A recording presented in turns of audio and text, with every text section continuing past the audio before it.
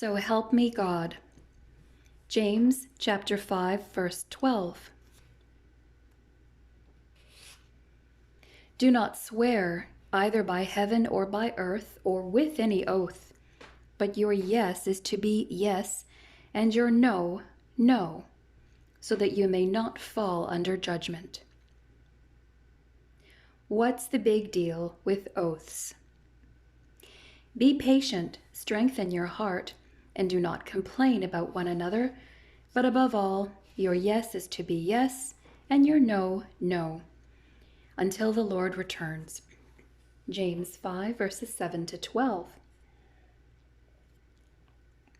What does this simple construction mean, and why does it carry so much weight in light of the Lord's return? One certainly wants to avoid doing something that results in divine censure. Oaths are a fairly normal aspect of everyday life. In courtrooms, Americans have historically placed their hand on the Bible and sworn an oath to tell the truth with God's help. Military officers, upon being commissioned by the President of the United States, swear to defend the Constitution of the United States against all enemies, foreign and domestic. The President of the United States takes a similar oath at his inauguration. These oaths are performed to remind individuals that they are embarking on a grave responsibility that must remain above criticism and that demands the highest degree of integrity. Simply, oaths remind us of the seriousness of our undertakings. James' thoughts are taken from the mind of Jesus. See Matthew 5:37. The Lord recalls the seriousness of vows to his audience. You have heard that the ancients were told, "You shall not make false vows, but shall fulfill your vows to the Lord." Matthew 5:33 and Leviticus 19:12.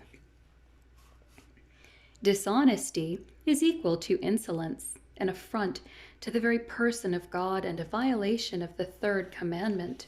You shall not take the name of the Lord your God in vain. Exodus 20:7. Jesus raises the standard, but I say to you, make no oath at all. Matthew 5:34. Why? Jesus is emphasizing the importance of integrity, which for a believer goes without saying. A child of God doesn't need to swear to anything because telling the truth should be second nature.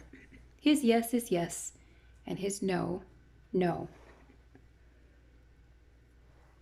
Believers do not have to swear by anything, not by heaven, the earth, the Bible, or anything else, simply because they are always testifying or proclaiming the truths of God in his very presence. Matthew 5, verses 34 and 35.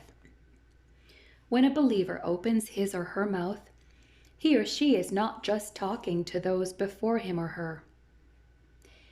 He or she is speaking before an ever-present God who is paying close attention to the way he or she handles the truth.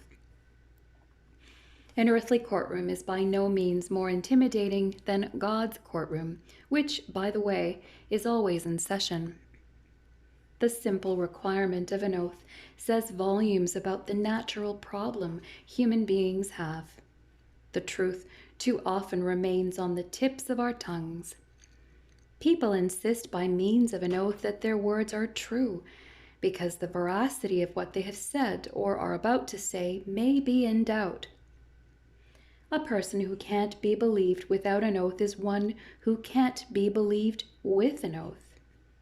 The truth is a matter of character and theological soundness. Anything short of the truth is the work of the evil one and worthy of divine retribution. James 5, verses 9 and 12. Matthew 5:37. With the perseverance of Job, seek the truth. With the patient endurance of the prophets, proclaim the truth, and you will be blessed by God at his coming. James 5, verses 10 and 11. The believer's duty is to represent God without compromising humanity's deepest need, the truth. As the farmer patiently waits through the season to reap the greatest harvest, so each believer must serve faithfully, often with endurance when troubles come, but always with integrity until the Lord comes. James 5, verses 7 and 9. Tell the whole truth and nothing but the truth. 2 Timothy 1:13.